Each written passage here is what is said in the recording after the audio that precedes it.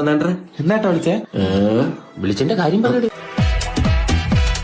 ഈ കോളേജിൽ പെണ്ണുങ്ങൾക്കും അണ്ണനും മാത്രമേ മുടി വളർത്താനുള്ള റൈറ്റ് ഉള്ളൂ. അപ്പൊ നാളെ മുടിയിൽ തല കാണരുത്.